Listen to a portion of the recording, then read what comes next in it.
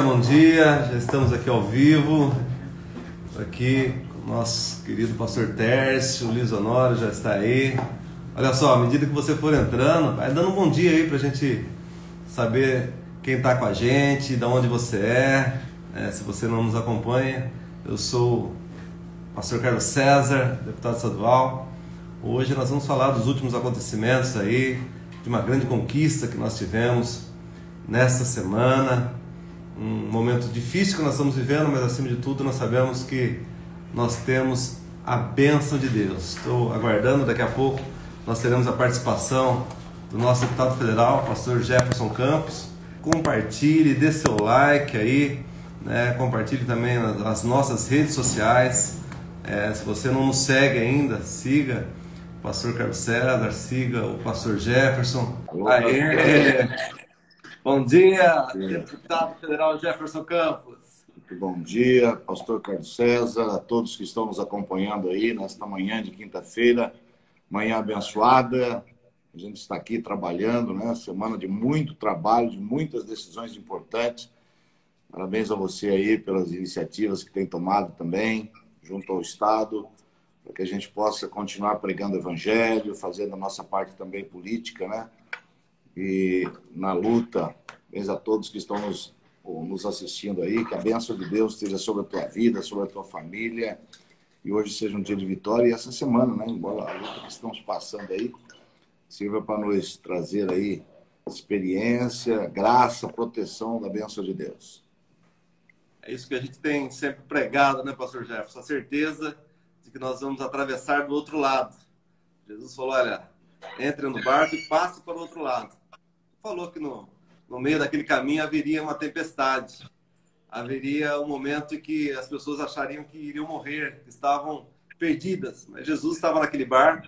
E quando alguém fala, olha, será que não se dá que nós pereçamos? Jesus repreende o vento, mas também repreende aqueles discípulos. Fala para eles, olha, será que vocês não estão aprendendo tudo que eu estou fazendo?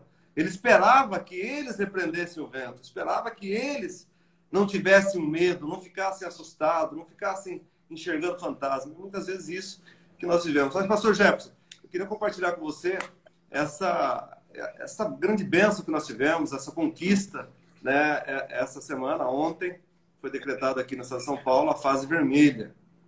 É um momento difícil, inegavelmente. Perdemos aí perto de 1.800 pessoas por dia estão partindo. E para todos nós que sofremos, pessoas na família que enfrentaram essa doença, pessoas que nós perdemos até da nossa igreja. Eu posso citar aqui o meu querido, saudoso irmão Cláudio Bachega, nós perdemos a nossa igreja. É um momento difícil, é um momento duro, mas Deus nos deu graça e nós sabíamos que algo precisava ser feito.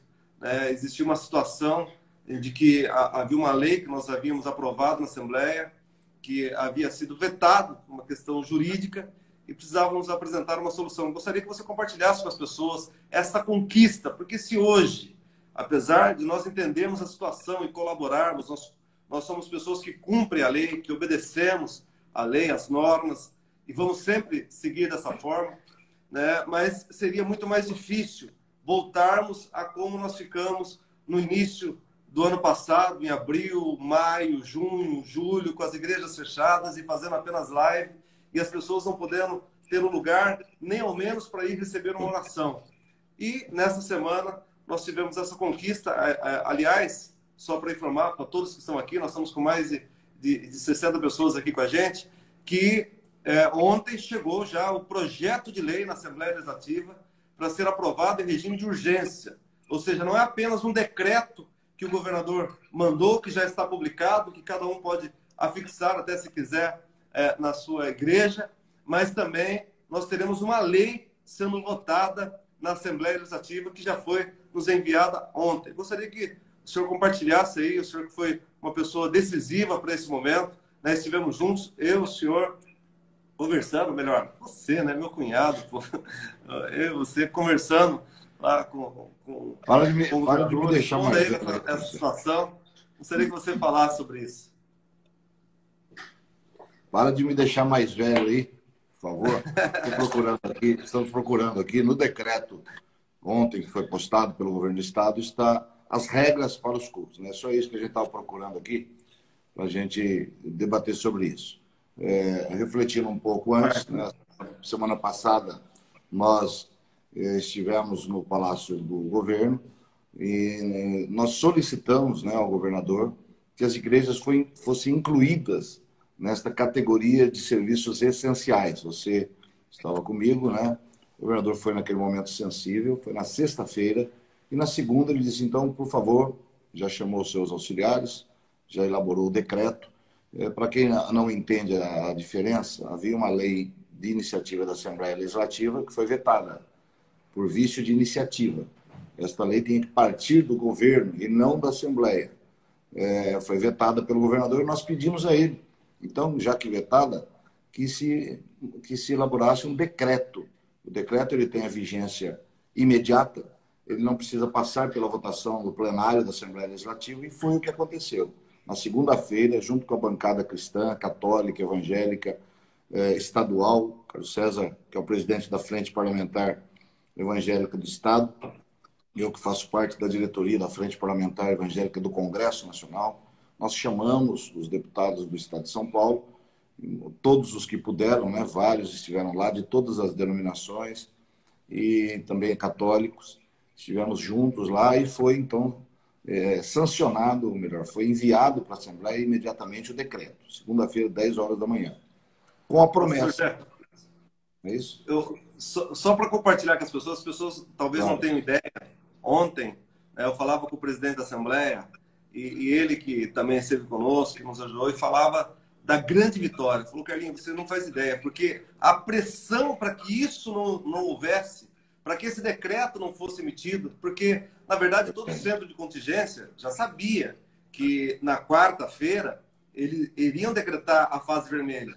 Então, havia uma pressão muito grande e não queriam que as igrejas fossem classificadas como atividade essencial, justamente porque, para eles, igreja não é essencial. E o senhor até trouxe uma matéria extremamente importante da Veja, falou isso com o governador, que, aliás, foi trazida pelo nosso presidente nacional da igreja, pastor Mário de Oliveira, e você compartilhou isso com o governador, essa importância de nós estarmos na igreja, de nós frequentarmos, termos um lugar para cultuar a Deus, como está escrito lá no segundo livro de Samuel, capítulo 20, versículo 9, que ainda que venham pragas, ainda que venham peste, ainda que venham fome, é na casa do Senhor que nós nos apresentaremos e clamaremos a Ele. Compartilha conosco aí essa fala que você fez justamente até ao governador a respeito dessa revista Veja. É verdade. Foi uma pressão muito grande. Não só em cima do governador, a gente vê as postagens dele, vê as críticas que recebeu, como também para nós, né? E é bom essa live aqui, é muito boa para a gente poder esclarecer até alguns membros até da igreja, lideranças religiosas que estão em dúvida quanto a esse decreto, né? Eu, na minha fala lá no dia com os parlamentares e mais o nosso governador, eu pude expressar lá, o pastor Carlos César acabou de falar, a respeito de uma matéria que saiu na revista Veja, no final do ano, onde ela traz para nós um levantamento feito pela SOCESP, que é a Associação de Cardiologia do Estado de São Paulo, um organismo muito respeitado no meio da medicina, e que ela traz outros 360 estudos internacionais que relacionam a fé e a saúde. Entre eles, cita o estudo realizado em Harvard, né, nos Estados Unidos, uma grande universidade de Boston, talvez uma das maiores dos Estados Unidos e do mundo, um amplo estudo relacionado à fé e à saúde. E esse estudo diz que ir à igreja pelo menos uma vez por semana, estar no ambiente de culto religioso, aumenta a expectativa de vida da pessoa. Em 20% a 30% dos casos, aumentou a expectativa de vida em até 15 anos. E nós citamos isso lá, né, ao governador, porque estar a igreja fechada, ela tem um simbolismo muito negativo. A pessoa é formada pelo corpo, pela alma e pelo espírito. E a igreja cuida do corpo, da alma e do espírito. A maior instituição que realiza trabalhos sociais no Brasil são as igrejas. Quando eu falo igreja, estou englobando aqui os diversos credos religiosos, né? Que cuida de pessoas, que cuida de pessoas que estão com relacionamento. E a pandemia, mais nunca, ela necessitava ou necessita que a gente mantenha as portas abertas, porque ali é um lugar de conforto. Neste período agora, aumentou-se o número de suicídios, aumentou-se o número de divórcios, aumentou-se o número de violência doméstica, de abusos praticados dentro de casa. Todos esses fatos negativos fazem com que a igreja seja de essencial necessidade, uma atividade essencial, assim como os hospitais, as farmácias, assim como são os restaurantes para alimentação. Então, tudo isso nós sabemos hoje o que estamos enfrentando, né? Agora mesmo, voltando aí esta fase, né, da contaminação. E agora, pastor Carlos César, eu vinha de manhã ouvindo, né, uma entrevista de um médico dizendo, olha, mudou o foco da contaminação. Hoje não são mais apenas os idosos. Hoje, o maior índice hoje dos novos contaminados está na faixa de 30 a 60 anos, que são pessoas que se mantêm mais nos hospitais e nas UTIs. Infelizmente, né, a pessoa mais idosa, com mais vulnerabilidade, ela falecia, né, rapidamente, infelizmente, é claro. Né? Hoje está se mantendo a pessoa muito mais tempo no hospital, porque a faixa de contaminação é de 30 a 60. 60 anos. Em uma cidade como Araraquara, 60% dos casos que estão lá, né, uma cidade emblemática, porque é uma grande cidade e que hoje está totalmente fechada, lá 60% dos novos casos já da nova variante do vírus, né? Então, nós estamos perdendo essa guerra, né? Nós temos que fazer isso. Nós levamos, então, ao governador, na sensibilidade que você teve, de nos levar lá e mostrar para ele o trabalho essencial da igreja. Nós não estamos aqui como médicos. Alguém pode contestar os dados? Eu estou dando dados que eu colhi, que eu pesquisei. Nós não estamos aqui na qualidade de médicos, né? Cada um de nós tem o seu pensamento. Ainda ontem para algumas pessoas, os casos, por exemplo, de Angra dos Reis, que é uma cidade onde tem um Réveillon movimentado, uma cidade turística, e lá o número de casos baixíssimo ou quase nenhum, né? Porto Feliz aqui perto da gente. Então, nós não estamos aqui para discutir tratamento, para discutir variante. Eu estou dando alguns dados só para que aqueles que estão nos acompanhando, eles entendam, né, o contexto. Hoje nós estamos perdendo essa guerra para o vírus, né? E não é só no Brasil, não. É o mundo todo, né? Estados Unidos está faltando vacina, no Brasil está faltando, Nova Zelândia. Ah, mas eu quero comparar Nova Zelândia. Peraí, Nova Zelândia tem 6 milhões de habitantes. Nós temos 210 milhões de habitantes. São situações, realidades diferentes. Já repito, né? Nós estamos aqui para tratar dessa questão de sermos uma atividade essencial, pastor Carlos César. É verdade. E a gente compartilhava até lá com o próprio governador, com os outros parlamentares do Santo Estado, como também do Congresso Nacional, a respeito de que a última grande pandemia que aconteceu no mundo começou em 1918. Ela durou 2 anos e 11 meses, quase 3 anos, ou seja, terminou em 1921. Então, exatamente há 100 anos atrás, nós tivemos uma das maiores pandemias que o mundo já conheceu, que foi a gripe espanhola, que, segundo consta, matou de 17 a 100 milhões de pessoas. Hoje, no mundo, essa pandemia que nós estamos vivendo já levou aí, ceifou a vida de mais de 2 milhões de pessoas. No Brasil, perto de 260 mil pessoas. É extremamente triste, né? A vacina está chegando, nós oramos a Deus para que chegue rápido, de forma célere, e que nós possamos vencer este mal. Mas o fato é que a nossa igreja, a Igreja Quadrangular, que nasceu, que completa este ano 70 anos de fundação no Brasil, e 100 anos vai completar agora, em 2023, essa igreja nasce justamente nessa década de 20, né? Logo após ali o fim da gripe espanhola, e também logo no período da Grande Depressão, porque havia passado a Primeira Guerra Mundial e havia uma recessão no mundo inteiro. Então era uma tempestade perfeita, fome, peste. E é nesse cenário que nasce a Igreja Quadrangular. A nossa fundadora, a Aimee Semple McPherson, uma mulher, né, à frente do seu tempo, que naquela época, como você sempre fala e prega, ela alimentava mais pessoas do que toda a prefeitura de Los Angeles. Ou seja, é esse trabalho que você compartilhou aqui agora que a igreja sempre faz, de cuidar da alma, do corpo e do espírito, de pregarmos também a moral, de elevarmos as pessoas espiritualmente, mas também a igreja, sem medo de errar, a igreja, ela fornece milhões de cestas básicas, ela cuida das pessoas, resgata a alma das pessoas, a igreja faz um trabalho fundamental, tem ajudado nessa pandemia, em todo o período da pandemia. Nós arrecadamos em todas as nossas igrejas.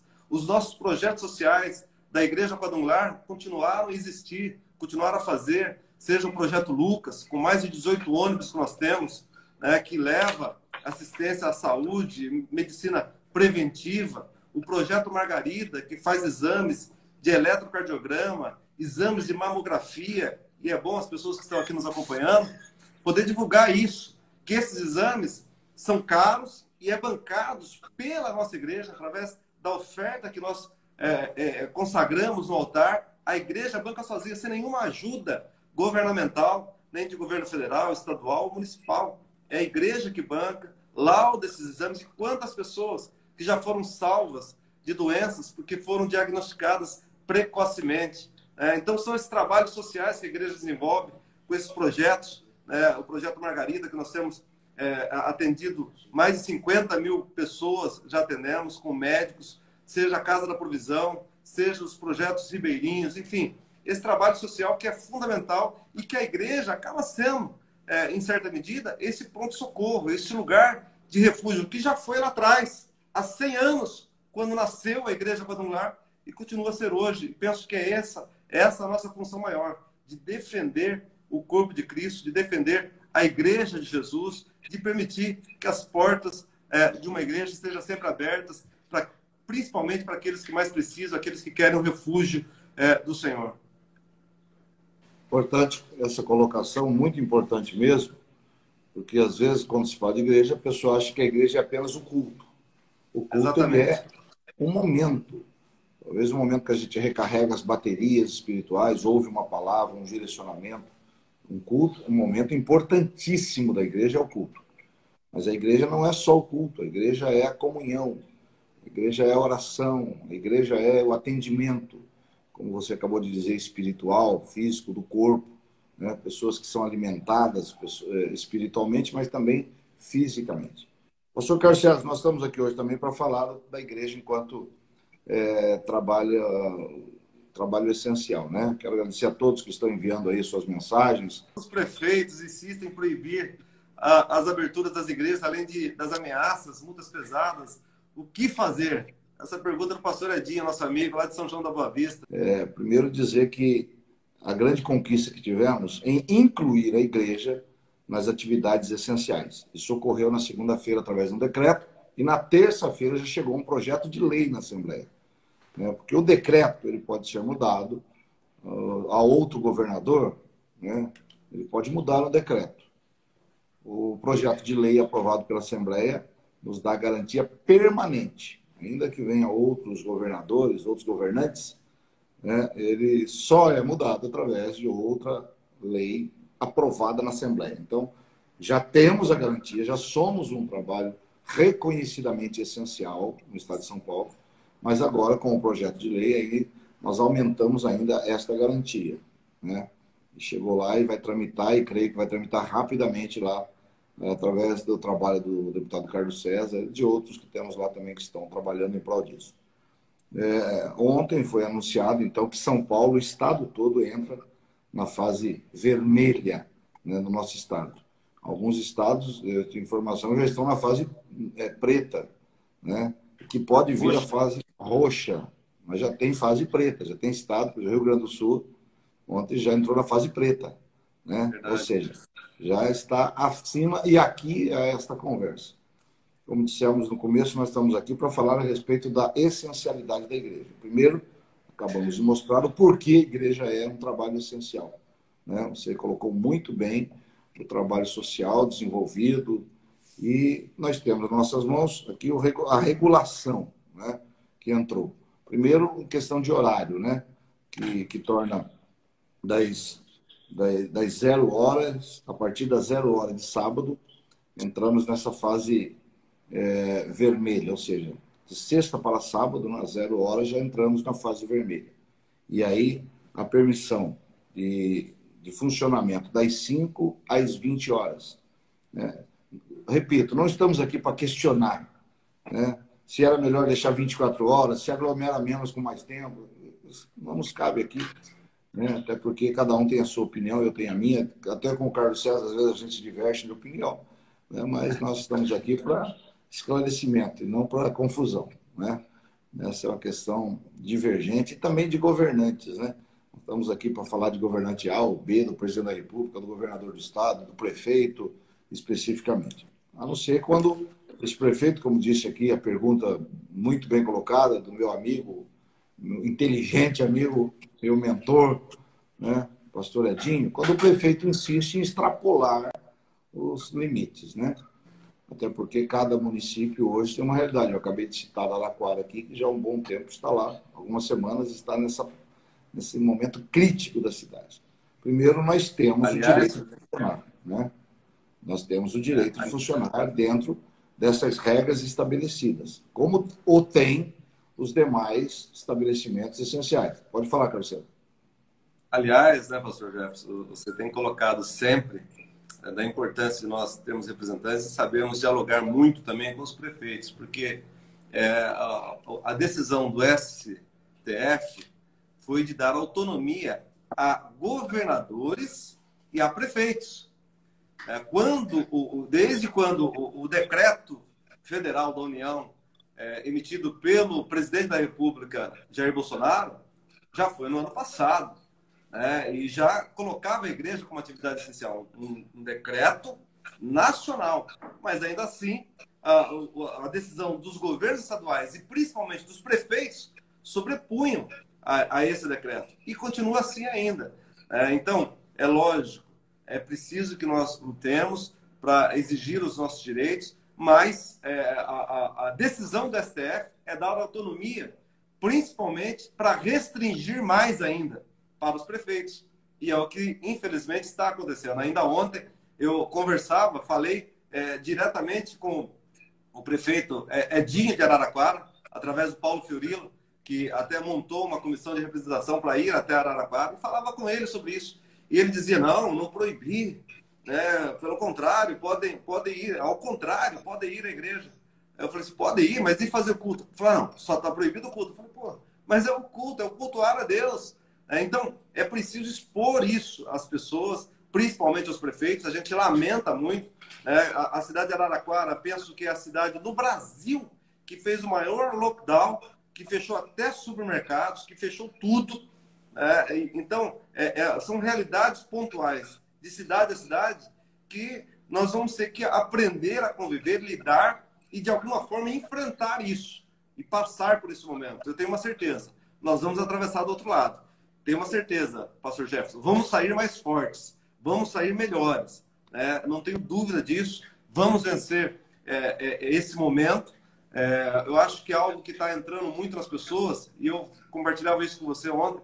Muitas pessoas ficaram entristecidas ontem. Ao ser decretado, veio o estado todo vermelho, pessoas ficaram para baixo, pessoas falam, puxa, mas depois de um ano viver, pessoas até se desanimaram, sabe? Mas a palavra fala e nos ensina que o verdadeiro amor lança fora todo medo, sabe? Então não é um momento de nós temermos a nada, né? Quando fechou lá atrás, a gente imaginava assim, puxa, como que vai ser a igreja fechada? Nós ficamos 4, 5 meses com a igreja fechada e a igreja sobreviveu a isso. Nada pôde vencer. A gripe espanhola não impediu a igreja de vencer, continua avançando. Quer dizer, nós vamos vencer mais esse desafio. Nós tivemos uma grande vitória nesta semana no estado de São Paulo e nós devemos celebrar essa vitória. E aqueles que estão, mas eu estou aqui no meu município. Querido, nós estamos junto com você e de alguma forma nós vamos tentar ajudar e vamos vencer também aí no seu município, seja onde o meu amigo o pastor Edinho está, ou outros municípios que estão aí numa fase, como você colocou, preta, roxa, situação muito difícil, e pessoas estão assustadas. E a gente até entende isso também. Né? Nós tivemos uma situação com o nosso presidente estadual da igreja, pastor Toninho, que passou momentos difíceis numa UTI do hospital. Não é fácil, enfrentar uma doença como essa não é fácil. A gente tem pessoas da nossa família que acabam ficando extremamente assustadas, porque liga a televisão, só se fala disso. Enfim, mas nós não somos movidos por aquilo que nós vemos, mas sim por aquilo que nós cremos. Né? Nós não andamos por vista, mas andamos por fé. É isso, pastor Jefferson? Exatamente. Então, voltando à pergunta do pastor Edinho, que inclusive a Ana Lúcia também fez essa pergunta, né? Nas cidades que mesmo com decreto, os prefeitos estão se acreditando aos prefeitos, né? Mas nem sempre o é. Às vezes é uma recomendação do Ministério Público, que o prefeito acaba acatando como recomendação. Então, a primeira coisa a saber aí no seu município é se há um decreto. Se há um decreto emitido pelo prefeito. Antes de criticar, antes de até mobilizar, tenta saber pelos meios, né, pelos vereadores, se há um decreto estabelecendo horário ou fechamento de igrejas. Né, que isso é um decreto questionável na justiça. Segunda coisa, você, de posse de um decreto, analisar, como fez o Carlos César, né, se há, agora não tem o decreto fechando a igreja, né, mas ele entendia lá, o prefeito, que não podia ter o culto. Então, a segunda coisa é o diálogo, tentar conversar com o prefeito. É bem provável que aí na tua cidade você tenha um vereador ligado, né, ao nosso movimento, ou alguém que você possa ter conversa com ele que seja sensível à causa. Né? Então, a segunda coisa é o diálogo, é um representante. Eu sei que, infelizmente, tem muitos líderes religiosos que não defendem a representatividade política da igreja. É um pensamento de cada um. Né? Nós respeitamos, pensamos o contrário, nós respeitamos. Né? Este é um momento, por exemplo, em que aqueles que são escolhidos e eleitos podem atuar, né? Aqueles que têm uma representatividade. Porque muitos não entendem, o deputado foi eleito, ele representa o povo todo. Não, eu represento uma parcela do povo que pensa e que me enviou para esta representatividade. Carlos César não representa o crime organizado. Carlos César não representa. Eu não represento aqueles que defendem a liberação do aborto. Eu não represento aquele que defende a liberação das drogas. Nós representamos uma parcela que é exatamente contrário a esses princípios. Né? A totalidade da representatividade forma a democracia. Então, aí na tua cidade deve ter. Se você é um líder que não concorda com representatividade ou não teve alguém eleito dentro desse segmento, mas há vereadores que entendem a necessidade da igreja. E não se furte de procurá-los, porque eles representam o nosso segmento, o nosso pensamento. Conversar com o prefeito, levar esses vereadores a esse entendimento, analisar se há um decreto municipal que regula, porque às vezes há muita conversa, o prefeito mandou fechar, o Ministério Público mandou fechar. Não, o Ministério Público recomenda. Depois, se não atender a recomendação, ele pode entrar com uma ação. E o juiz vai julgar, né, se deve ou não. Né? Então, nós temos esses casos, especificamente. E tentar reverter esse entendimento, porque a lei já nos garante que somos uma atividade essencial. O prefeito pode querer regulamentar, como disse Carlos César, até para menos. Hoje, a abertura para nós realizarmos nossos cultos é das 5 da manhã às 20 horas. Então, outra pergunta aqui do pastor Tadeu, pastor Tadeu aqui de Sorocaba, né? Nos perguntando assim, vamos ter que respeitar o horário até às 20 horas? Sim, nós vamos ter. Não só nós. Todo o decreto, ele coloca as atividades essenciais dentro desses horários. Passando esses horários, vão ser delivery, vão ser drive-thru, né? Não se consome no local até comida, né? Está impedido de se aglomerar para alimentação dentro dos locais, você pode levar para casa e tudo mais. Então, toda uma regulamentação. Eu até separei ontem aqui, Carlos César, depois você pode falar, depois eu falo aqui, sobre as regras. Né? Nós não participamos desse regramento, mas o governo do Estado emitiu ontem também, junto com a fase vermelha, um regramento para as igrejas, né? Pode falar. Aliás, é bom falar a respeito disso, né? Se está numa fase vermelha, as pessoas não estarão trabalhando, as lojas estarão fechadas, muitas empresas estarão fechadas, né? O fluxo de pessoas será bem menor. Então, até a questão, as pessoas não vão conseguir ir para a igreja. Não custa a gente mudar o horário um pouquinho, meia hora, para acabar o culto mais cedo, né? Mudarmos os horários, porque as pessoas não estão trabalhando, então elas conseguem ir no culto mais cedo. Para aqueles que têm o culto no final de semana, eu penso que é até mais tranquilo. Durante a semana, também dá para acabar um pouco mais cedo, porque o objetivo de se parar às 20 horas é justamente para que não haja fluxo na rua, para que as pessoas não peguem transporte público, para que as pessoas não saiam. Então, o objetivo é que não tenha movimentação na rua a partir das 20 horas. Então, não nos custa, né? Se o culto acabava às 9 horas, acabar o culto às 8, quer dizer, muda meia hora antes, né? Nós já encurtamos o período de culto, já estamos fazendo culto no máximo, né? Com 1h10, 1h20, né? Nós podemos encurtar um pouco e dar a nossa participação também nesse momento, porque, afinal de contas, nós cumprimos as normas, nós não nos furtamos a ela, por isso que a gente se sujeita às autoridades, nós oramos para que as nossas autoridades estejam no topo da montanha, porque enquanto elas estão lá no topo da montanha, nós vencemos as guerras no campo de batalha. Verdade. Muito bem colocado. E então, voltando aqui ontem ao regramento, né, que nós ouvimos, está nas redes sociais, nós não participamos disso, nós lamentamos, repito, não estamos aqui para discutir se esta ou aquela ação poderia ser feita, se temos que expandir o horário, se é melhor se restringir ou expandir. Há pessoas que defendem, devia ser 24 horas, porque aí aglomera menos, os ônibus são mais... Né? Não estamos aqui para discutir isso, porque senão a gente iria ter uma discussão infinita. Não é nossa competência, estamos aqui discutindo o que está posto aqui.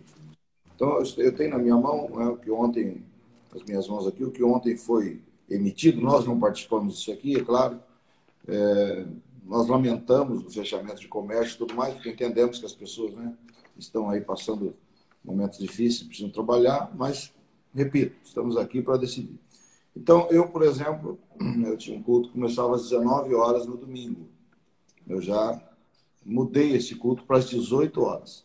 Né? Durante a semana, meu culto começava às 20 horas. Eu sou pastor da mesma igreja há mais de 30 anos. Estamos transmitindo o culto online durante a semana e um dos cultos do domingo a gente transmite também online. Né?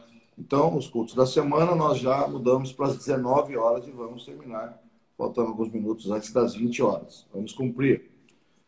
No domingo também, o culto das 19 trouxe para as 18 horas. Então, eu terei culto às 8, às 10 e às 18 horas, a partir deste domingo. Lembrando que esta fase aqui, ela tem um tempo de duração, né? Penso que até março, né? Se não me engano. 15 dias, até o dia 19 de março. Né? Esta fase vermelha, onde vai ser reavaliado, né? Se continua ou não. Espero que até antes disso ela possa regredir.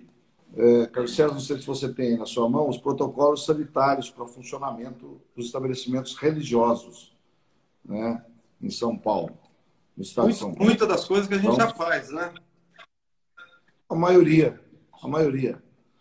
Então, um nível de ocupação máximo de 30%, separação das cadeiras, dos bancos, né, com faixas, com fitas, a obrigatoriedade de tirar a temperatura antes de ingressar no local, álcool gel na entrada, né, pode ser um totem, tem lá alguém que coloca, ou alguém mesmo na entrada, com aquele borrifador, né, que a pessoa põe a mãozinha, e você faz asepsia. Obrigatoriedade de uso de máscara durante todo o período da celebração. Distanciamento de 1,5 m entre as pessoas dentro do local. Todas as pessoas devem estar sentadas. Horários devem ser espaçados. A gente, entre um culto e outro, a gente tem um tempo, a gente faz a higienização de todo o local, né? Antes dos cultos e após o culto, preparando para o próximo também. Então, assegurar a ventilação adequada, né? Nós abrimos todas as portas e janelas do templo, até com o ar ligado, mas a gente desliga e deixa o ar circular por todas as portas, devem estar todas abertas. Sempre que possível, eliminar rituais envolvendo os toques físicos e não compartilhando objeto. Na Santa Ceia, por exemplo, nós preparamos aquela ceia já já pré-comprada, né, com lacre, tanto o pão quanto o cálice. Envolvemos dentro de um saquinho, todo o manuseio com luvas, e a pessoa mesmo, né, quando ela chega na igreja, ela já recebe. Mas aqui é porque aqui fala para a gente não compartilhar objetos e evitar os toques físicos. A gente que sempre tem o costume da unção, nós continuamos ungindo, só que com a distância. Borrifador. Um borrifador de azeite, de óleo, né, e a pessoa recebe. Não são nossos sacramentos, não participamos disso. Né? Mas nada do que está pedido aqui é impossível de ser feito. É melhor obedecer do que sacrificar, né, Carlos? Muito melhor obedecer do que sacrificar. E podemos sempre enxergar, né, que Deus continua sentado no barco, que Ele podia estar no barco da nossa vida e que a gente está caminhando na direção certa. Um grande abraço a todos que nos acompanham. Esperamos ter sido bem claros naquilo que fazemos. O importante é não deixarmos de cultuar a Deus. Já somos reconhecidos como um trabalho essencial, né? Então, não deixarmos de cultuar a Deus dentro das regras, né? Nós queremos, a Bíblia diz para nós, estamos debaixo de autoridade. A Bíblia diz que toda autoridade constituída vem de Deus. O povo escolhe, Deus constitui a autoridade. Então, a igreja ela é pautada sempre pelo respeito. Nós não somos alijados de fazer críticas, nós fazemos críticas sempre inteligentes, né? Críticas sempre dentro de um propósito, né? Não é de graça, mas que Deus abençoe a todos vocês. Nós falamos aqui de uma grande conquista para o povo de Deus do estado de São Paulo, que essa semana a igreja foi reconhecida como atividade essencial. Um projeto de lei enviado pelo Executivo, pelo governador, já está na Assembleia, e isso se tornará lei, além de já estar na vigência. Existem protocolos e regramentos que nós já estamos cumprindo e vamos cumprir. É preciso que cada cidade faça a sua autoanálise e possa cumprir o seu regramento. É disso que nós tratamos aqui.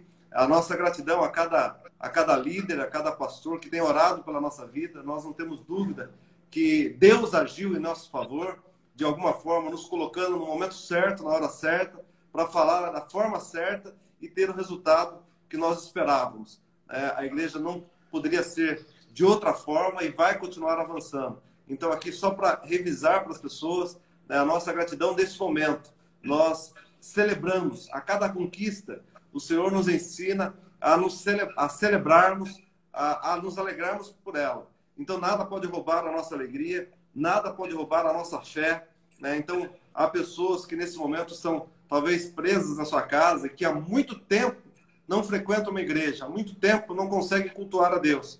É fundamental que os pastores, de alguma forma, com toda asepsia, com luvas, mas que leve na casa dessa pessoa com muito cuidado, leve a Santa Ceia, para que a pessoa participe, para que a pessoa se sinta amada, se sinta abraçada. É fundamental esse trabalho que as igrejas realizam e, como você já colocou aqui, faz com que até a vida dela seja prolongada. Isso é ciência, isso é cientificamente comprovado, aquilo que nós já vivíamos pela fé, aquilo que nós já sabíamos que estava escrito na palavra de Deus. Então, a nossa gratidão eterna a todos que estão nos acompanhando de muitos lugares aqui, de muitas cidades, que você possa divulgar essa live e vai ficar salva, mas eu acho que é fundamental e muito importante que as pessoas também cumpram aí os seus protocolos. Eu vou me despedir já, desejando a cada líder, né, que a gente possa exercer com excelência o nosso ministério.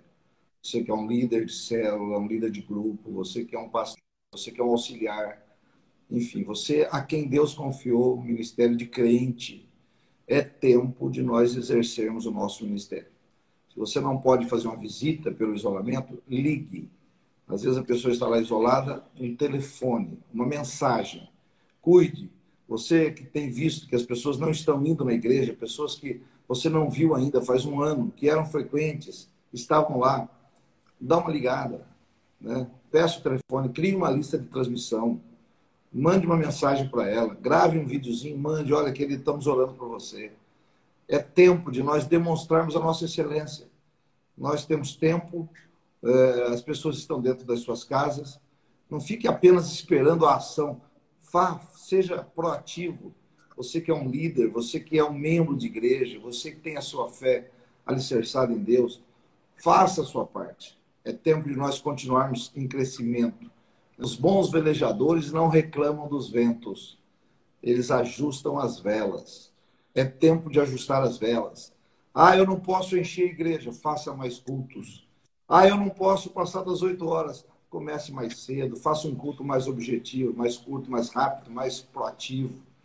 Enfim, nós não vamos deixar de pregar o evangelho.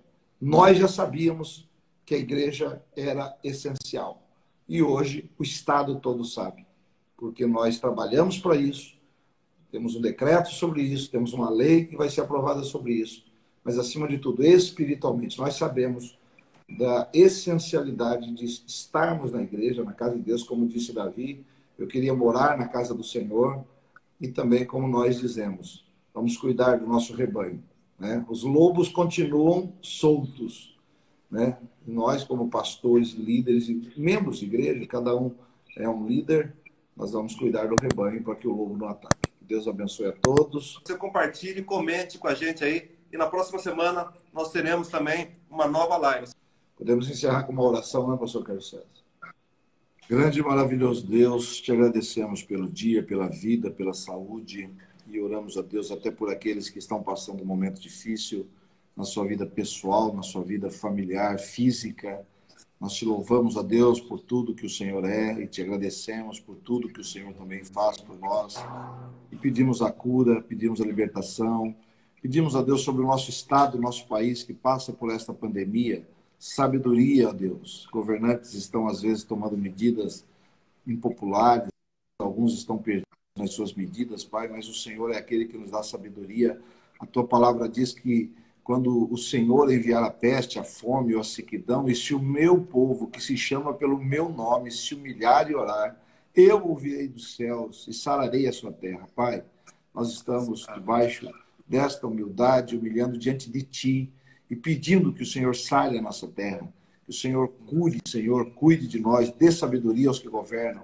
Ó Deus, proteja aqueles que estão em áreas de risco, em trabalhos, ó Deus, expostos a todo tipo de risco, na saúde, segurança, nas ruas, na limpeza pública.